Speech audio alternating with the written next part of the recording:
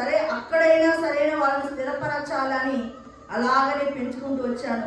మీకు బలమైన ఆహారాన్ని నేను ఇవ్వలేకపోయాను అని ఒక రకంగా ఇండైరెక్ట్ గా బాధగా మాట్లాడుతూ ఉన్నాడు. రంజిత్ అన్న ఈ మధ్య కాలంలో ఒక చిన్న ఇన్సిడెంట్ చెప్పాడు. ఏంటంటే ఒక రోజు ఒక పాస్టర్ గారు రంజిత్ అన్న దగ్గరికి వచ్చారట. వచ్చి, అయ్యా మా ఇంటికి మీరు రావాలి, మా ఇంటికి వచ్చి మా కూతురికి ప్రార్థన చేయాలి అని అంటే, సరే బాబు ఖచ్చితంగా నేను వస్తాను, ఏ రోజో చెప్పు ఆ రోజు ఖచ్చితంగా వస్తాను. సరే రంజిత్ అన్నకు ఒక డేట్ ఇచ్చాడు. ఆ డేట్న రంజిత్ అన్న వచ్చాడు. అయితే ఇప్పుడు ఆ సేవకుడు అంటున్నాను కదా, సేవకుడు కూతురు కోసం ప్రార్థన చేయించుకోవాలనుకుంటాడు. ఆ సేవకుడు గొప్ప సేవకుడు. ఆ సేవకుడు ఎన్నో చోట్ల ఎంతో విపరీతముగా వాడబడుతూ ఉన్నాడు. ఆయన ద్వారా అనేకమైన ఆత్మలు పట్టబడుతున్నాయి. అనేకమైనటువంటి పడిపోయినటువంటి జీవితాలను ఆయన లేపాడు. ఎంతో ఘనంగా వాడబడుతున్నటువంటి ఆ సేవకుడు ఇంటికి వెళ్ళాడు రంజిత్ అన్న. అక్కడికి వెళ్ళి ఒక దృశ్యాన్ని చూశాడు. చూసి ఆశ్చర్యచకితుడయ్యాడట. అయ్యా నా కూతురు కోసము ప్రార్థన చేయండి అన్నాడట. వాళ్ళ కూతురు ఎక్కడుందో తెలుసా? బెడ్ మీద ఉంది. నువ్వు ఎంత సేవ చేస్తున్నావు కదా, ఇన్నిసార్లు నువ్వు నాతో కలిసావు కదా, ఎప్పుడు కూడా దీని విషయం ఇక్కడ ఒక కూతురు ఉందని, ఆ పాప పరిస్థితి ఇలా ఉందని ఎప్పుడు నాకు చెప్పలేదే నువ్వు అన్నాడు. అయ్యా నా కూతురు గత 25 సంవత్సరాల నుంచి ఇదే బెడ్ మీద ఉంది అన్నాడు.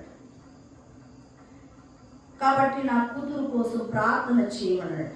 అన్న నేను చెయ్యను, నా హృదయం ఎంతో మండిపోతుంది, నా హృదయం ఎంతో వేదనతో ఉంది, నేను దేవుడితో పోట్లాడుతాను. ఎందుకు ఇలా చేశావు ప్రభువా?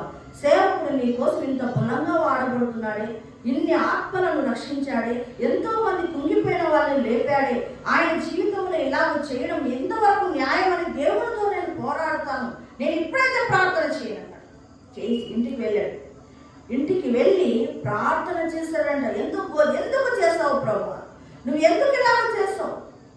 ఆ సేవకుడికి ఎందుకు ఇంత అన్యాయం జరిగింది అని అంటే, నాయన అప్పుడు దేవుడు మాట్లాడుతూ ఉన్నాడట. ఏమంటున్నాడో తెలుసా? నాయన నువ్వు ఒక్క ఆత్మను నువ్వు అలాగ చూసి 25 సంవత్సరాలు ఇలా ఉందని నన్ను ఎన్నో మాటలు అంటున్నావు కదా, నీకెంతో బాధ వేసింది కదా. మరి లోకములో రక్షణ పొందినామని చెప్పిన బిడ్డలందరూ కూడా 25 ఏళ్ళు, 30 ఏళ్ళు, 40 ఏళ్ళు విశ్వాసులుగా ఉండి అదే బెడ్ మీద ఎలాగ ఉన్నారో అలాగే ఉన్నారు నాయన. మరి నాకెంత బాధ అవుతుంది. ఈ రోజు నేను ఈ పాఠం నేర్పించడానికే నిన్ను అక్కడికి పంపించాను. రంజిత్ అన్నకు ఒక పాఠం నేర్పించాలని అక్కడికి తీసుకొని వెళ్ళాడు. ఆ రోజు అనుకున్నాడట, అయ్యో నేను ఒక్క ఆత్మ సరిగా లేదని ఎంత విలవిలవలాడాను. మరి నా దేవుడు ఎన్ని ఆత్మలు, కోటాను కోట్ల ఆత్మలు ఈ 25 సంవత్సరాలు 10 సంవత్సరాల నుంచి ఎదుగు బతుకు లేకుండా బెడ్ మీద అలాగే పడి ఉంటే యేసయ్య ఎంత బాధపడ్డాడు. అలా బాధపడ్డాడు. అప్పుడు రంజిత్ అన్నకు దేవుడు ఒక మంచి పాఠాన్ని నేర్పించాడట. చూడండి, మనము రక్షింపబడిన తర్వాత యేసయ్య మన గురించి దుఃఖపడదు. మనం ఏం కావాలి?